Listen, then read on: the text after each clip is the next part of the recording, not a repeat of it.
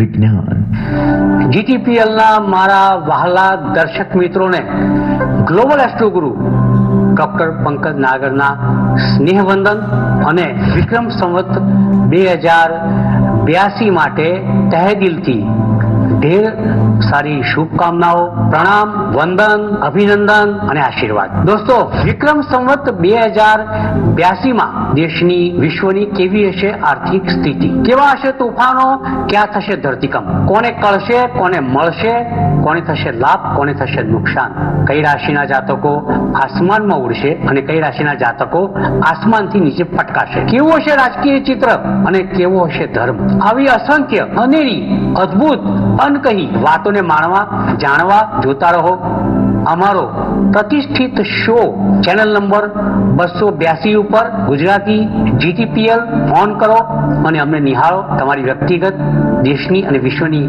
વાતોને સમગ્ર 2082 દરમિયાન જાણો. નમસ્કાર. જ્યોતિષ એક વિજ્ઞાન. જ્યોતિષ અને વિજ્ઞાનનો અનેરો સંગમ એટલે જ્યોતિષ ગુરુ ડોક્ટર પંકજ નાગર. જ્યોતિષ એક વિજ્ઞાન. નમસ્કાર દર્શક મિત્રો, દિવાળી અને નૂતન વર્ષ અને વિક્રમ સંવત 2082ની આપ સર્વે દર્શક મિત્રોને ખૂબ ખૂબ શુભેચ્છાઓ અને એ સાથે જ નવા વર્ષના સર્વેને મારા પ્રણામ. પંકજભાઈ, આપનું પણ સ્વાગત છે કાર્યક્રમ. આપનું પણ સ્વાગત છે, આપને પ્રણામ છે અને મારા દર્શક મિત્રોને વિક્રમ સંવત 2082ની ઢેર સારી શુભકામનાઓ. અશોકભાઈને વિનંતી કરું કે હવે રાશિ ભવિષ્ય વિશે કંઈક આદેશ. બિલકુલ પંકજભાઈ, આપણે ખૂબ જ ઝડપથી અને આપે જેમ કહ્યું કે દર્શક મિત્રોની જે ઇંતજારી છે અને જે એમની અપેક્ષા છે, રુચિ છે, જેમાં કે આખા વર્ષનું એક પ્રિડિક્શન કે જેમાં એ લોકોને ખૂબ મોટી આશાઓ સાથે, નવી ઉમ્મીદો સાથે, નવા નવા સંકલ્પો સાથે જે વિક્રમ સંવત 2082ના વર્ષની શરૂઆત કરી દીધી છે, ત્યારે આખા વર્ષનું એક પ્રિડિક્શન જાણવાની જબરદસ્ત એ લોકોને ઈચ્છા છે. એમાં આપણે ગત એપિસોડમાં પંકજભાઈ મેષ રાશિ અને વૃષભ રાશિના જાતકોની વાત કરી હતી, પરંતુ આજે આપણે વાત કરીશું મિથુન રાશિના જાતકોની. તો પંકજભાઈ, વિક્રમ સંવત 2082નું વર્ષ પણ મિથુન રાશિ માટે જે ઓલમોસ્ટ આપણે જે રાહુ, શનિ અને ગુરુને લઈને જે ચર્ચા કરીએ છીએ આખા વર્ષની, તો આ ત્રણ ગુરુની જે સ્થિતિ છે અને મિથુન રાશિના જે સ્થાનમાં છે, તો મિથુન રાશિના અલગ અલગ ક્ષેત્રોમાં આખું વર્ષ કેવું રહેશે? ગત એપિસોડની અંદર વિક્રમ સંવત 2082ના સંદર્ભમાં અશોકભાઈ અને દર્શક મિત્રો આપણે રાશિચક્રની 2 રાશિના સંદર્ભે સર્વ એંગલથી દરેકે દરેક દ્રષ્ટિકોણથી આપણે એની એક વિશેષ ચર્ચા કરી. સફળ કરતા કરતા હવે આપણે એક એવા મુકામ પર આવ્યા છીએ કે જ્યાં મિથુન રાશિ આપણી સામે સાક્ષાત ઊભી છે. મિથુન રાશિ એટલે રાશિચક્રની 3જી રાશિ. ક, છ, ગ અક્ષરધારી જાતકો આ રાશિમાં આવે. જેમિની એને ઇંગ્લિશમાં કહેવામાં આવે છે અને એનો માલિક બુધ છે. વાકપટુતા, વાકચાતુર્ય, બુદ્ધિ ચાતુર્ય, આ તમામે તમામ ગુણ મિથુન રાશિમાં ભરેલા છે. હવે મિથુન રાશિને આપણે કેન્દ્ર સ્થાનની અંદર મૂકીએ નવા સંવતની અંદર, તો કેવા પરિણામો એમને મળી શકે છે? એમ પ્લેનેટરી પોઝિશનને મિથુન રાશિથી જો આપણે સૌપ્રથમ જોવા જઈએ તો ગુરુ. તમે કહેશો કેમ પહેલા ગુરુ? તો ભાઈ 11 થી 13 મહિનાનું એક એની સફર હોય છે એક રાશિની અંદર. ક્યારેક અતિચારી થાય છે, આ શોમાં ઘણી વખત હું વાત કરી ચૂક્યો છું. પછી આવે રાહુ મહારાજ 1.5 વર્ષ 18 મહિના, પછી આવે શનિદેવ 2.5 વર્ષ 2.5 વર્ષ. ગ્રહોનો જેવો મૂળ, ખગોળની કેવી વાત. તો આ બધા ગ્રહોની ગોઠવણી આપણે મિથુન રાશિમાં કરીએ ને તો પહેલા ગુરુ લઈએ. તો મિથુન રાશિના જાતકો નૂતન વર્ષના આરંભે 22મી ઓક્ટોબરના રોજ તમારી રાશિથી બીજા સ્થાનની અંદર ગુરુ મહારાજ પધરામણી કરશે, ચાલતા હશે. મિથુન રાશિ માટે ગુરુનું આ ભ્રમણ ફળદાયી, લાભદાયી છે. પણ as I told you before કે ગુરુ મહારાજ અતિચારી છે. અતિચારી એટલે શું છે કે 18મી ઓક્ટોબરે કર્ક રાશિમાં જશે, 5મી ડિસેમ્બરમાં મિથુન રાશિમાં આવશે, પાછું 1/6/2026 થી કર્ક રાશિમાં જશે. મિથુન કર્ક આગે પીછે. એટલે મિથુન રાશિમાં ગુરુની આ સ્થિતિ એનું અવલોકન કરીએ તો ક્યારેક એ દેહ સ્થાનમાં છે, ક્યારેક એ ધન સ્થાનમાં છે, પણ ઓવરઓલ તો મિથુન રાશિને ફાયદો જ છે ને ભાઈ. દેહ સ્થાનમાં આવે તો તંદુરસ્તી મળશે, સ્વભાવ સુધરશે, એક શબ્દ તોડ મોડ કે બોલ તોડીને બોલવાથી તમારી મધુરતામાં એક એવો અહેસાસ આવશે કે તમારે કામ થશે. ક્રોધ ઘટશે, બીપી ઘટશે, કોલેસ્ટ્રોલ ઘટશે. કોઈ પણ ઉપરના પાર્ટી બીમારી હોય સુધારો આવશે. વળી પાછો આ ગુરુ જ્યારે કર્કમાં જાય મિથુન રાશિ માટે ત્યારે ધનમાં વધારો કરશે, ધનિક બનાવશે, કુટુંબને વિસ્તૃત કરશે. કોઈ નવા મહેમાનનું આગમન, બાળકનો જન્મ, આંખોની દ્રષ્ટિમાં સુધારો, કૌટુંબિક સંપ અને લાભ, દરેક પ્રકારે આ ગુરુ તમને લાભ કરશે. એનું તમે એનાલિસિસ કરો વિક્રમ સંવત 2082 ની અંદર તો બંને ગુરુ, સંવતના દિવસે શરૂ થનારો ગુરુ પણ અશોકભાઈ ધનદાયી છે કારણ કે કર્કમાં છે, લાભદાયી છે કારણ કે કર્કમાં છે. પાછું 5 ડિસેમ્બરથી મિથુન રાશિમાં આવે તો એ તનદાયી, તનને લાભ આપનારું, તંદુરસ્તી વધારે કરનારું, સ્વભાવમાં સુધારો કરનારું. વળી પાછું 1/6/2026 થી તમને દરેક દ્રષ્ટિએ લાભ આપનારો આ ગુરુ બને છે, એમાં લેશ માત્ર શંકા નથી. સો ઓવરઓલ ગુરુનો વિચાર કરો તો તમારા માટે ગુરુના સમગ્ર સંવત એક જબરજસ્ત આશીર્વાદ છે. ગુરુ જેને ફળે એને બધું મળે. હવે આપણે આવીએ રાહુ ઉપર. મિથુન રાશિ અને રાહુ. મિથુન રાશિ નવું સંવત 2082 અને રાહુ. મિત્રો, મિથુન રાશિથી રાહુનું ભ્રમણ વક્ર ગતિમાં તમારા ભાગ્યસ્થાનની અંદર ચાલી રહ્યું છે. હવે મિથુન રાશિ, રાહુ એટલે બુધ મિથુન રાશિનો માલિક અને રાહુ બંને પરમ મિત્રો છે. રાહુ જ્યાં ભ્રમણ કરી રહ્યો છે કુંભ રાશિમાં, શનિ પણ મિત્રો છે. આ 3 મિત્રો છે, બુધ રાહુ શનિ. તો આ શનિ તમને કોઈ નુકસાન કરવાનો નથી, પ્રણોતી તો છે નહીં. બલકે મિથુન રાશિથી ભાગ્યસ્થાનની અંદર એટલે કે 9મા સ્થાનની અંદર શનિનું ભ્રમણ તમારા માટે લાંબી યાત્રાઓમાં ફળ આપનારું, ધાર્મિક કામની અંદર સફળતા આપનારું, દરિયાઈ મુસાફરીઓની અંદર લાભ આપનારું, visa, passport, PR, green card, citizenship બધા જ કામની અંદર સફળતા બક્ષનારું શનિનું આ ભ્રમણ તમારા માટે શ્રેષ્ઠ છે. જુઓ, 2 ગ્રહ તો તમને લાભ આપી જાય. એક તમને મેં જેમ વાત કરી એમ શનિ મહારાજ હમણાં અને ગુરુ મહારાજ તો આમ જાય કે આમ જાય, છટબી તેરી પટબી તેરી એના જેવું જાય. બંને દ્રષ્ટિએ લાભ છે. દરેક દ્રષ્ટિએ આ 2 ગ્રહો તમને લાભ આપે. સમગ્ર સંવત 2082 વિક્રમ સંવત. હવે આપણે આવીએ છીએ કયો ગ્રહ બાકી રહ્યો? બરોબર. તો શનિની વાત કરીએ આપણે તો એનું જે સ્થાન છે મિથુન રાશિથી ક્યાં? કેન્દ્રમાં. શનિ ક્યાં આવ્યો? કેન્દ્રમાં. રાહુ ક્યાં આવ્યો? ભાગ્યસ્થાનમાં, કારણ કે 11. શનિ આવ્યો 10મે. અહીં બગાડ થાય છે. કેમ? વ્યવસાયમાં ઘટાડો, ક્યાંક ક્યાંક પિતા સાથે કકળાટ, ક્યાંક ધંધા વ્યવસાયની અંદર તકલીફો, કર્મની અંદર પીછેહટ, કારણ કે ન્યાયાધીશ છે. શનિની આગળ રાહુ છે કારણ કે કુંભ રાશિમાં છે, રાહુથી બીજે શનિ છે કારણ કે મીન રાશિમાં છે. આ એક સિક્વન્સ છે. એક લાભ આપે છે, અને બીજો પ્રોબ્લેમ કરે છે, કારણ કે ગુરુની રાશિમાં છે. બિલકુલ. સો મિથુન રાશિના જાતકો માટે એક ચોક્કસ વાત કહીશ કે ગુરુનો લાભ તો જબરજસ્ત છે. મિથુન રાશિના જાતકોની વાત કરીશ તો રાહુ એ કોઈ નડતર નથી, કારણ કે બુધનો મિત્ર છે.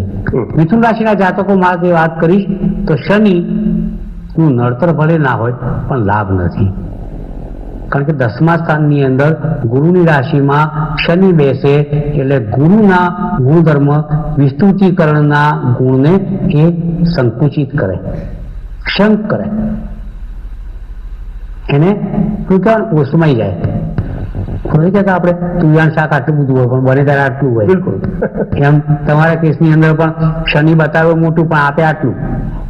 કેમ? કારણ કે સંકુચિત ગ્રહ છે. એ એક સિગ્નિફિકેટર છે સંકુચિતાનો. એ તમારે ધંધા વ્યવસાયને સ્લો ડાઉન કરે છે, કારણ શનિ ધીરો ગ્રહ છે. એટલે અહીં ગુરુની રાશિમાં બેસવાના કારણે ગુરુ ધનનો કારક છે, તમારે ક્યાંય ને ક્યાંય ધંધા વ્યવસાયની અંદર આ શનિ ગરબડ પેદા કરી શકે. પણ એકંદરે ફળ જોતા 3 ગ્રહોને તમે ડિવાઈડ કરો તો 33.33 સમથિંગ 33 જાય. બરાબર, ડેસિમલ પદ્ધતિ મુજબ. બિલકુલ.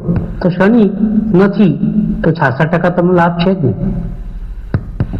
તો જાઓ તૈયાર મિથુન રાશિના જાતકો, તમારા માટે વિક્રમ સંવત 2082 કંઈક નવો સંદેશ સંકેત લઈને આવે છે, એમાં લેશ માત્ર શંકા નથી. હવે આગળ વધવા માટે અહીંથી અશોકભાઈ તરફ હું આગળ વધું છું. બિલકુલ. પરંતુ પંકજભાઈ, તમે મિથુન રાશિના જાતકો માટે ખૂબ સારી વાત કરી કે જે 3 ગ્રહોનું એક આખા વર્ષનું પ્રેડિક્શન છે વિક્રમ સંવત 2082માં મિથુન રાશિના જાતકો માટે.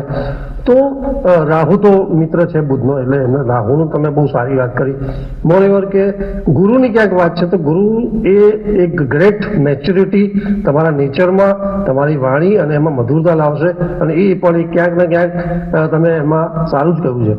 શનિ માટે તમે થોડી પ્રતિકૂળ બાબત જરૂર કહી છે, પણ એમાં ક્યાંક સૌથી જે મોટી થોડીક સિરિયસ બાબત છે એ ક્યાંક ધંધા વ્યવસાય જોબમાં કે એ લોકોએ થોડી સાવચેતી રાખવી પડશે. અને શનિ એના સ્વભાવ મુજબ શને જેમ પંકજભાઈ કીધું કે એ બહુ બધું મોટું દેખાડશે પણ આપશે થોડું, એટલે એ પણ ધીમે ધીમે. તો ક્યાંક શનિથી થોડું મિથુન રાશિના જાતકોને સંવત 2082માં એક થોડી સાવચેતી છે. ઓલ ઓવર 70% જેવું ભાગ્ય બને છે, એટલે સારું છે. પંકજભાઈ, એ પછી આગળ વાત કરીએ. જો વિક્રમ સંવત 2082માં રાશિ જાતકોના વર્ષફળમાં, તો પંકજભાઈ કર્ક રાશિ, ડ અને હ રાશિના જાતકો માટે, તો એ લોકો માટે આ વર્ષ વિક્રમ સંવત 2082 શનિ, રાહુ અને ગુરુની વાત કરીએ તો એ કેવું રહેશે? તમે આમ કર્ક રાશિ નામ લીધું એટલે મને થોડા વિચારો શરૂ થઈ ગયા વચ્ચે છે. કારણ કે એ વિચાર ક્યાંક અન્યાય થઈ ગયો છે. રાશિ ચક્રની આ 4થી રાશિ છે, ડ અક્ષર આવે છે, એનો માલિક ચંદ્ર છે, કેન્સરને અંગ્રેજીમાં કહેવામાં આવે છે. પણ તમારી રાશિથી રાહુનું ભ્રમણ મેષ્ઠ સારું નથી. કેમ? કર્ક રાશિથી ગોચરના રાહુનું ભ્રમણ 8મે મૃત્યુ સ્થાનમાં, મૃત્યુનો ભય લગાડનારું, અકસ્માતો કરાવનારું, હરસ, મસા, મોટા આંતરડામાં સોજો, પાઇલ્સ, ગુપ્ત રોગો. મજા નથી આમાં. કર્ક રાશિના જાતકો માટે ક્યાંક રાહુનું ભ્રમણ વિપરીત અવસ્થામાં મૂકનારું આ ભ્રમણ છે. પછી એનો માલિક ચંદ્ર છે કર્ક રાશિનો, રાહુને ચંદ્ર બને નહીં. બિલકુલ ગ્રહણ યોગ થાય. હમણાં ચંદ્ર ગ્રહણ ગયું ને ભાઈ, ચોક્કસ ખગ્રાસ ગ્રહણ હતું આખું, બરોબર ને? તો એને ચંદ્ર અને રાહુ એ બંને એવા આર્ચ રાઇવલ્સ, પરમ શત્રુઓ છે. રાહુ ચંદ્રથી 8મે આવે તો ચંદ્રને છોડે, તો કર્ક રાશિને ક્યાંથી છોડે? એટલે કર્ક રાશિના જાતકો રાહુથી સાવધાન. ક્યાં? વિક્રમ સંવત 2082માં સમગ્ર સંવત દરમિયાન રાહુ કુંભ રાશિની અંદર છે, 8મે છે. હવે બીજા ગ્રહ ઉપર આવીએ આપણે કર્ક રાશિમાં. ગુરુ ગડબડ કરે છે. એટલે મને મને વચમાં વિચારો શરૂ થઈ ગયેલા. ગુરુ ક્યાં ગડબડ કરે છે કે કર્ક રાશિથી 12મે ગુરુ ચાલી રહ્યો છે, પણ સંવત 2082 ના દિવસે તો એ એમના રાશિ પર ભ્રમણ કરશે, એટલે એ લોકોને રાહ ઉભરે થોડીક રાહત થશે. દિવાળી સુધરી જશે એમની, દેવાળું અટકશે, સંવત સુધરશે, પણ ક્યાં સુધી? 5મી ડિસેમ્બર આવે એટલે પાછું મિથુનમાં આવે એટલે 12મે આવે એટલે 5 ડિસેમ્બરથી પાછું 1/6/2026 સુધી 12મા ગુરુનું ભ્રમણ કરે રાશિ માટે શરૂ. ગુરુ ભ્રમણ 12મે આવે એટલે લાભ અટકાવે, ખોટા વ્યય કરાવે, ક્યાંક કાયદાકીય ઘટના હોય તેની અંદર તમને ગૂંચવાડામાં નાખે. ધર્મનું કામ હોય, ધાર્મિક કામ હોય, કથા કરાવવી હોય, સપ્તાહ બેસાડવી હોય, લગ્ન કરાવવા હોય, જનોઈ કરવી હોય, કોઈ પણ ધાર્મિક કાર્ય એની અંદર વિઘ્ન નાખે. કારણ કે ગુરુ અવળો ચાલે એટલે શુભત્વ ઘટે.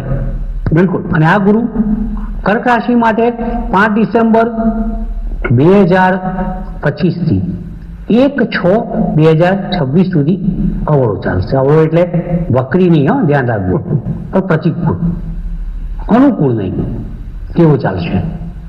એટલે કર્ક રાશિના જાતકો માટે આ બીજું ફેક્ટર આવ્યું કે ગુરુ મહારાજ ની એમ કે કૃપા દ્રષ્ટિ તમને મળવાના ચાન્સ ઘણા ઓછા છે.